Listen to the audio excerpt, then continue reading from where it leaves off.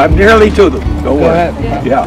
Now, I do, however, just before I do get to that, there are a couple of really distinguished men who gained positions as a result of building the military aspect or the naval aspect of this town. And I just want to mention two of them because I think they're rather interesting people. The first one is Sir John Moore. Does Sir John Moore ring a bell? The Burial of Sir John Moore. When I was in grade 8, we had to memorize the poem, The Burial of Sir John Moore, the hero of Corunna in the Peninsular Wars against Napoleon. And he engineered the victory of the battle, but was killed in the midst of it.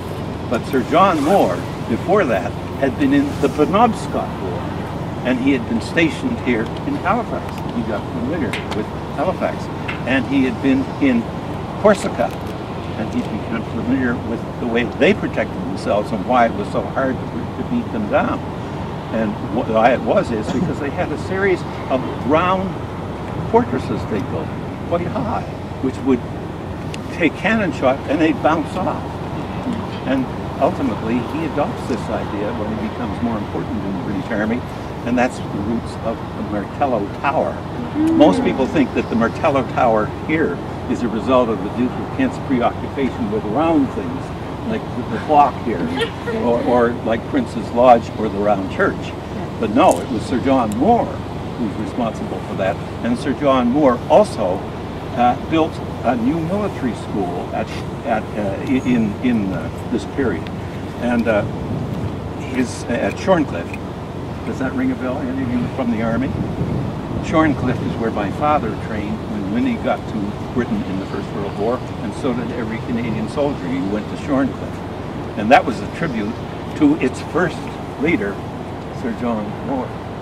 And he introduced a whole new education system for the armies of Britain, based on his experience in North America about guerrilla warfare and things like that. So he's an extraordinarily interesting man. And I just passed this morning just for fun because I always like to do it.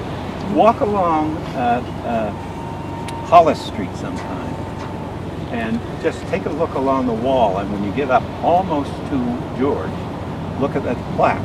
And there is a plaque in memory of Sir John Moore. Because when I was a kid, that big building wasn't there. My father was a wholesale grocer, and he had this building was right where the cable wharf was, today where Murphy's is. And on Saturday morning, I would be sent up to his chartered accountant to take the week's accounts. And when I climbed up to the third floor, I got in this lovely gabled room with a roaring coal fire, and we talked and talked because these had been the dates that John Moore had lived when he was stationed in this very citadel. So Sir John Moore is one of the people that you've been associated with the romance of this area. The other man was... What time did John Moore live here then? 1820? He was, no, not that late. Oh yeah, in the 18th century. Yeah. And the other person who is important is linked with the Naval Dockyard. He laid it out. He designed it, and he supervised its original building, and it was opened in 1758, the Naval Dockyard here. And it's the first naval dockyard built by the Royal Navy in the entire North American continent. You would have thought that Boston and all kinds of others would have it, but Halifax had the first naval dockyard.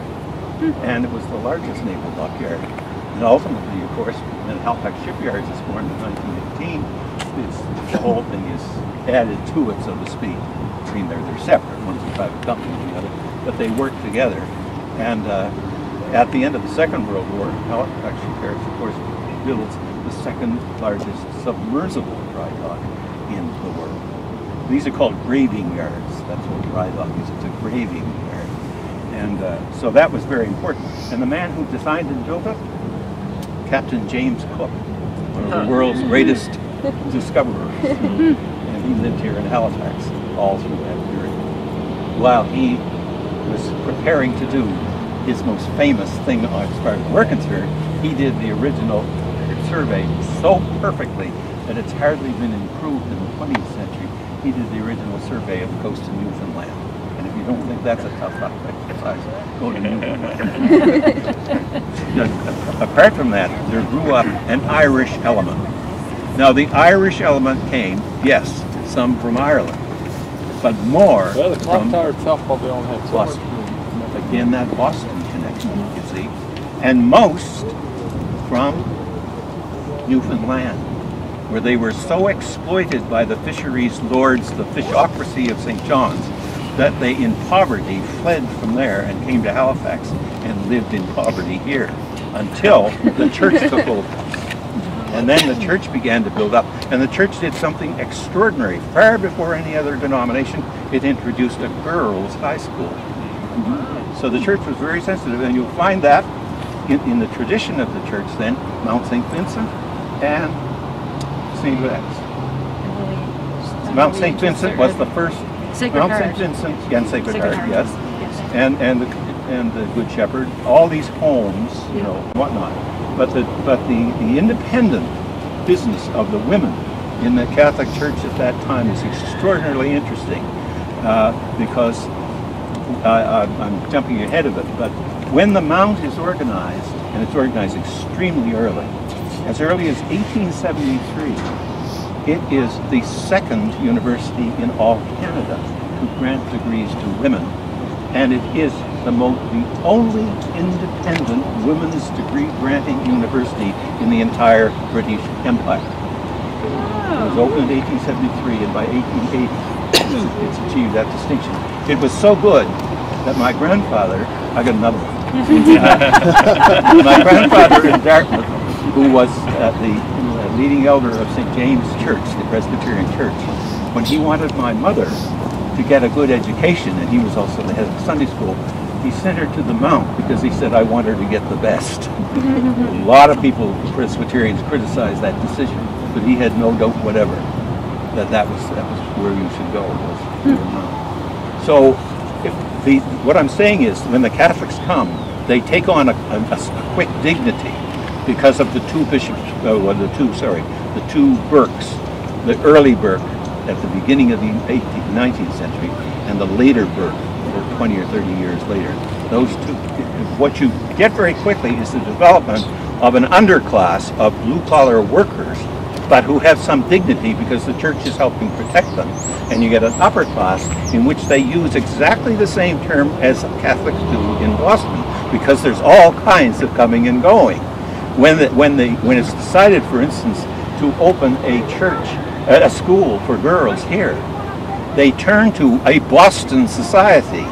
They turn to the bishop, and he recommends the Sisters of Charity, who are Bostons, and the Bostonians come up, and they build the original, you see. So, but the other term I want to get over to is that the middle class in Boston were called the lace curtain Irish. And what you soon developed in the south end of Halifax is the development of the south of the lace curtain Irish there. No coincidence that Angus L. Macdonald was the member for South Halifax. No coincidence that St. Mary's University is built in the south end of Halifax. That's where your middle class were. Your navvy class of Irish were in the north end. Your middle and upper middle class are in the south end. Yeah. Now, a change of perspective. In 1750, more settlers came. Some of them were from British and Yankees who had been occupying Louisburg. Louisburg, you remember, fell in 1748. And they'd been occupying it. Well, they came down and they began to settle down in the area down here that we know as Eastern Passage. But at the same time, two ships came out, and notice that one of them is a Royal Navy ship, HMS Alderney. And it carries, again you see the Navy's taking this dominant role. And they include some Germans and a lot of late coming English, and there are 350 of them. And Cornwallis declares that they will settle across the harbor. And so, to shore up the defenses at a river mouth, which they call the Dart, because they are under the patronage of the Secretary of State, who is the Earl of Dartmouth. And so they name the town Dartmouth, and they name the little river that flows out of the lakes the Dart River. Another grandfather of mine was a mill there later. So Dartmouth was to be Halifax's satellite, safeguarding the city. Because remember, the lakes go right through the Bay of Fundy. And so the city could be attacked in that way. Heaven knows the Indians would use that awful lot. And it was also to be used because it was a source of fresh water on the River. And it was also because there was a beach in Dartmouth Cove which allowed for easy careening of the boats, putting them over on their side for repair and maintenance and so on. But further down at Eastern Passage, that's a very vulnerable back door from this harbor. And so you had to seal it off. So if you see the shiny towers down there, okay, those are the Irving plant. But go over here to where the Esso plant is right here, and come down where that long orange vessel is. And right in that area, they built Fort Clarence. And Fort Clarence was built with stones that they brought from Louisburg. They sacked Louisburg, tore it apart, and brought all the stones down here, and rebuilt the fort as Fort Clarence down here. And when I worked for Imperial Oil, which I did for 6 years in the summer, I was working my way to college, Mr. Hart, who was the maintenance manager at that point, but had been a simple worker earlier on, told me that when they started putting in the first foundations for those tanks that you see there, it was very common to pick up old, smooth rocks with French markings on them. And also, they found about 23 Mi'kmaq in graves, and they were buried the way they had originally been buried, standing vertical, like the Jewish people, standing vertical in their graves. Very important development. And it all links to a man named Hugh Bell. His great-great-grandson built the aircraft industry in Amherst during the Second World War. And Winthrop Bell was also he wrote the story of His Majesty's Foreign Protestants. So the Bell family are very distinguished. And Bell himself was a self-made man. He never got to school. His father died when he was a very young child. His mother wasn't able to care for him. He was self-taught. Nonetheless, he became a millionaire. He became an MLA, and then he was appointed to the Executive Council, and more importantly, he became mayor of Halifax. And the money you got for being mayor of Halifax was £300 a year. And he declared he would not take it, but he wanted to make it as a first down payment on a move which he spent the rest of his life on, to build a lunatic asylum for the province of Nova Scotia. And so he got in touch with two distinguished Americans who were doing the same thing. They were great beginners of the mental health movement. One was a woman named Dorothea Dix, not Dorothy Dix, the gospel. Dorothea almost Dix. there. And she was a wealthy Bostonian. Notice again that Boston connection. Always there with the city.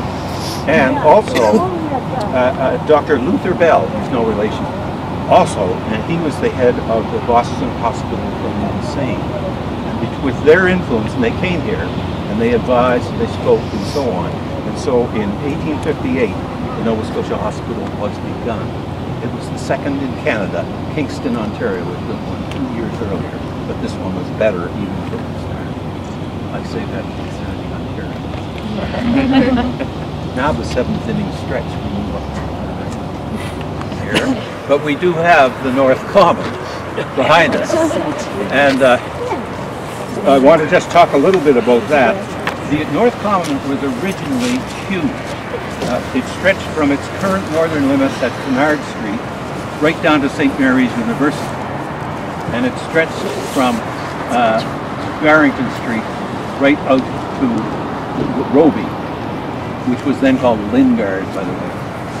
And so it was an immense area, and one of the reasons why it wasn't occupied was because the whole Blackberry period here was nothing but swamp, which collected in little ponds and eventually drained itself down through what we know as the public gardens. Then it became Freshwater Creek, and it goes down into the south end. But gradually, other places began to impinge upon it, and Spring Garden Road in particular began to move west. And as it developed further and further west, it cut off 1/3 of the original commons, leaving the other 2/3 untouched because they again were either swampy, or it had been determined that if the city should ever be attacked from the rear, it would be good to be able to hit the people rather than that they could hide behind trees. So they cut down all the trees. and that enhanced the idea of the common. But that's what, therefore, forces developed north along this ridge here. And it's always the ridge just looking down until it gets up as far as the Narrows. Quinpool Road is a very late development. Quinpool Road is a very late development. The tendency was for the town to move up north.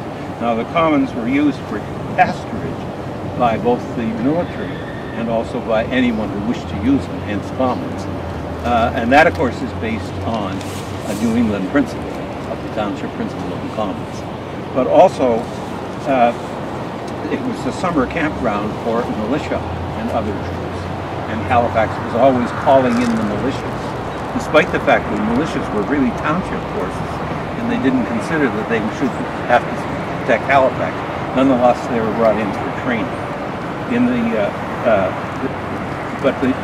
What saves the movement is that of enclosure of the commons is that almost every building that was, or purpose that it was put to, was a public purpose. So it still serves the common good. You've got the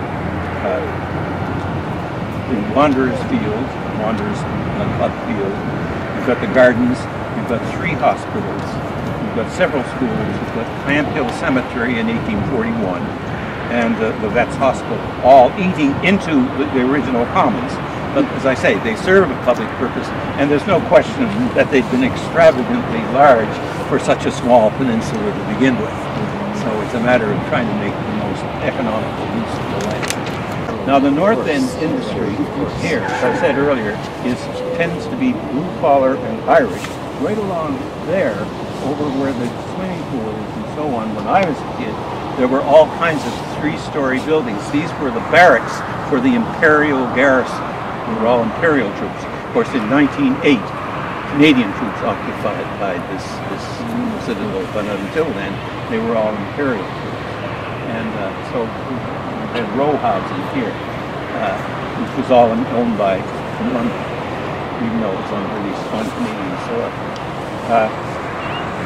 Further north was there was ship repair, obviously, and then the naval dockyard, and then there was a cotton factory, a sugar refinery, and further on and up the hill, a slaughterhouse. Those were the principal industries, and then above it all was a gloomy great building called Rockhead, which was the civic prison, Rockhead Prison.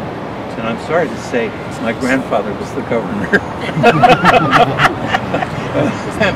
and so I know a lot of stories which I won't bother to tell you about. But in any case, my grandfather was also the head of the temperance movement of Nova Scotia. And since almost everybody who ended up in the city in any province ended up in Rockhead, he had a captive audience for his position on temperance. And beyond that, of course, is Africville. And a refuge for blacks from the 18th century, and especially after the War of 1812. On average, it would have about 80 families, about 400 people living there. But that would rise and fall. It would depend on the labor market and so on. They formed a town of their own in the 1840s. They formally established a town. And this was their bid to escape from the poverty and the racism of Halifax, which was so great. But also in 1858, it was right above Africville was established the depository for the night soil of Halifax. And if you don't know what night soil is, look it up in the dictionary. And also there was an open city dump until the 1960s, and 2 infectious diseases hospitals, and a tuberculosis hospital, and a slaughterhouse. So it's not a part of the city's record that we have any reason to be proud of. The newly established park there cannot hide our change, but it is part of the North End story.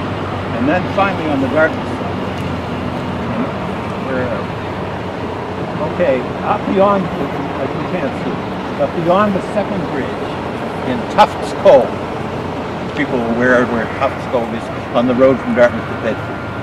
And that, by the way, is named after the prominent family who owned it, who were major people from the city of Boston. And Tuft's Cove was a prominent Boston family who harbored willingly and interestingly a group of Mi'kmaq who still lived there until the 1960s.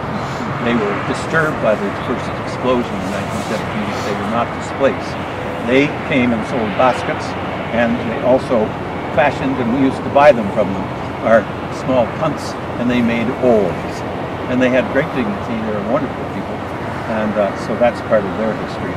And then closer to, let's see, just the other side of the bridge, you see that dark building, and it has a screen in front of it on our side.